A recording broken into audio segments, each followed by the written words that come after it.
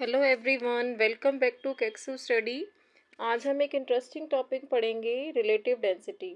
Relative density पढ़ने से पहले मैं आपको बताऊं, मैंने आपको बताया था डेंसिटी क्या होती है। डेंसिटी मींस मास अपॉन वॉल्यूम। पिछले वीडियोस में हमने पढ़ा है ये। It means how much mass is packed into a given volume of a substance. It means density means how much mass is packed into a given volume of a substance. इसको मैं क्या लगता है कि किसकी डेंसिटी ज़्यादा है, किसकी डेंसिटी कम है। दो क्लासरूम जितने आप दो खेत मान लो, ठीक है। इसको हमने ए नाम दे दिया, इसको बी दे दिया। इसमें अगर बात करूँ नंबर ऑफ ट्रीज़ की तो इतने हैं ऐसे, और इसमें बात करूँ बी में नंबर ऑफ ट्रीज़ की तो इतने हैं।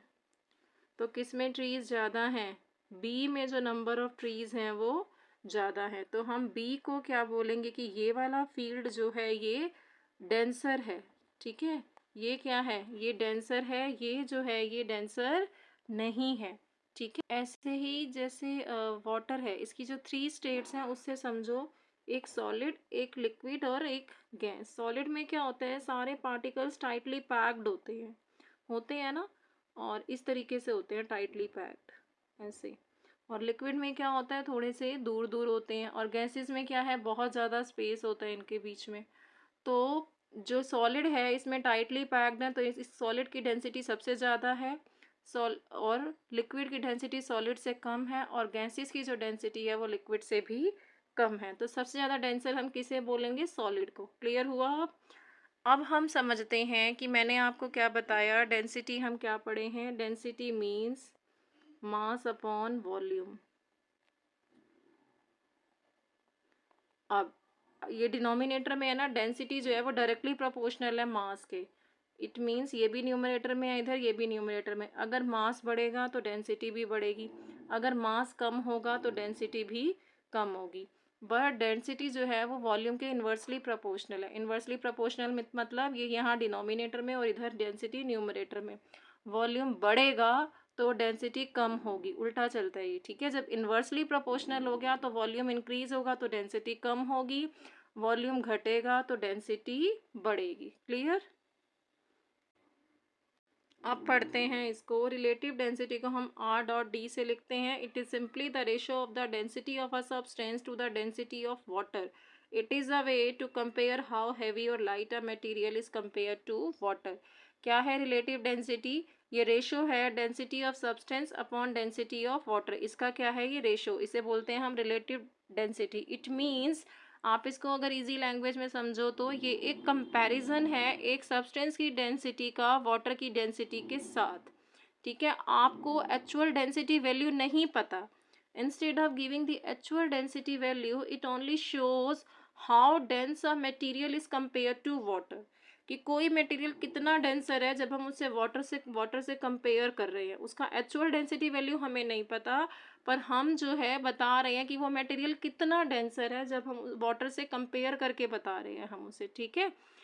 कहीं भी रिलेटिव साइंस की लैंग्वेज में हम पढ़ते हैं, it means it is being evaluated और measured in relation to another object.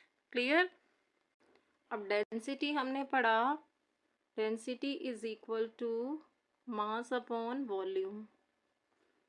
मास होता है केजी में और वॉल्यूम होता है मीटर क्यूब में। तो डेंसिटी का यूनिट क्या हो गया? केजी पर मीटर क्यूब। अगर हम डिनोमिनेटर वाली पावर को न्यूमरेटर में लेकर जाते हैं तो पावर माइनस में हो जाती है। अब हम देखें तो ऊपर है डेंसिटी ऑफ सब्सटेंस, इसका भी यूनिट यही हो गया। और डिनोमिनेटर में देखें तो डेंसिटी ऑफ वाटर, इसका भी यूनिट क्या हो गया? केजी पर मीटर क्यूब। तो ये कट जाएगी यूनिट्स आपस में। इट मीन्स कि रिलेटिव डेंसिटी का कोई यूनिट नहीं होता। रिलेटिव डेंसिटी क्या है? यूनिटलेस है। रिलेटिव डेंसिटी हमने क्या पढ़ी? Density of substance upon density of water. अगर मैं सब्सटेंस का डेंसिटी लिखूं तो क्या होगा? Mass of substance, density mass upon volume बताया, तो density of substance mass of substance upon volume of substance. और density of water mass of water upon volume of water. अगर इस तरीके से होता है, देखो ए अपॉन बी, और फिर इस तरीके से, तो डी कहाँ जाता है? ए के साथ, और सी कहाँ जाता है? बी के साथ। तो इसी तरीके से ये वॉल्यूम ऑफ वाटर किसके साथ जाएगा? मास ऑफ सब्सटेंस के साथ। और मास ऑफ वाटर किसके साथ जाएगा? वॉल्यूम ऑफ सब्सटेंस के साथ। तो ये मैंने यहाँ लिखा। मास ऑफ सब्सटेंस यूनिट क्या है, केजी, वॉल्यूम का यूनिट मीटर क्यूब, ऐसे ही वॉल्यूम ऑफ सब्सटेंस का unit metre cube, mass of water का यूनिट क्या है, मीटर क्यूब। तो ये यहाँ कैंसिल आउट हो जाएंगे, इसीलिए रिलेटिव डेंसिटी का क्या हो गया, यूनिट, इट इज यूनिटलेस। ठीक है, लिखे if it is a ratio it has no units and it is a pure number. जो रिलेटिव डेंसिटी आती है वो हमेशा नंबर में आती है, कोई यूनिट नहीं लगता इसके साथ। अगर रिलेटिव डेंसिटी ग्रेटर देन 1 हो, it means object is denser than water and it will sink. अगर रिलेटिव डेंसिटी लेस देन 1 हो तो ऑब्जेक्ट लाइटर है वाटर से और वो फ्लोट करेगा। कैसे, क्योंकि हमने क्या पढ़ा कि रिलेटिव, देखो इधर हमने ये पढ़ा कि रिलेटिव डेंसिटी का ये फॉर्मूला है, इसकी वैल्यू 1 से ग्रेटर, रिलेटिव डेंसिटी 1 से ग्रेटर कब होगी, अगर मैं देखूं, मान लो आप 4/5 रखो, ठीक है, जो डिनोमिनेटर का वैल्यू है अगर वो बड़ा होगा तो इसकी वैल्यू क्या आएगी, 0.8। क्लियर। अगर मैं इसका वैल्यू 5/4 लेती तो क्या आ जाता, ये 1 पॉइंट समथिंग कुछ आएगा। इट मीन्स अगर रिलेटिव डेंसिटी एक से ज़्यादा बड़ी है, एक से ज़्यादा बड़ी होने का मतलब कि डेंसिटी ऑफ सब्सटेंस ज़्यादा है, 1 से ग्रेटर है अगर रिलेटिव डेंसिटी का वैल्यू, इट मीन्स जो डेंसिटी ऑफ सब्सटेंस है वो ज़्यादा है। डेंसिटी ऑफ सब्सटेंस मीन्स जो आपने पानी के अंदर सब्सटेंस डाला है उसकी डेंसिटी क्या है, ज़्यादा है। और अगर इसकी डेंसिटी ज़्यादा है किससे, वाटर से, वाटर से डेंसिटी ज़्यादा है अगर पानी में डालने वाले सब्सटेंस की, तो सब्सटेंस की डेंसिटी ज़्यादा होने पर वो क्या करेगा, सिंक कर जाएगा। लास्ट वीडियो में हमने यही समझा है, जो जितना ज़्यादा डेंसर होगा वो क्या करेगा, डूब जाएगा। ठीक है। और दूसरा पॉइंट मैं क्या बोल रही हूँ कि अगर डिनोमिनेटर में डेंसिटी ज़्यादा है तो 1 से लेसर आ रही है उसकी वैल्यू, इट मीन्स वाटर की डेंसिटी ज़्यादा है। अगर वाटर की डेंसिटी ज़्यादा है तो वाटर की डेंसिटी ज़्यादा होने से बायंट फोर्स क्या लगेगा, ज़्यादा लगेगा उस ऑब्जेक्ट पे, और वो ऑब्जेक्ट क्या करेगी, फ्लोट करेगी। क्लियर। ये कंसेप्ट समझने के लिए लास्ट वीडियो जिसने देखा होगा उसी को समझ में आएगा। इसीलिए यहाँ पर लिखा है कि अगर रिलेटिव डेंसिटी ग्रेटर देन 1 है तो ऑब्जेक्ट डेंसर है वाटर से और सिंक कर जाएगी। अगर रिलेटिव डेंसिटी लेस देन 1 है तो ये लाइटर है वाटर से और फ्लोट करेगी। क्लियर। अगर ऐसा लिखा जाता है कि रिलेटिव डेंसिटी आयरन की 7.8 है, इसका क्या मतलब है कि आयरन वाटर से कितना डेंसर है, 7.8 टाइम्स, क्योंकि हमेशा रिलेटिव डेंसिटी किसके रिस्पेक्ट में आ रही है, डिनोमिनेटर में हम क्या रखते हैं, density of water, density of water, और न्यूमिनेटर में क्या होती है, डेंसिटी ऑफ सब्सटेंस। ठीक है। तो अगर आयरन की रिलेटिव डेंसिटी 7.8 है, it means iron is 7.8 times denser than water.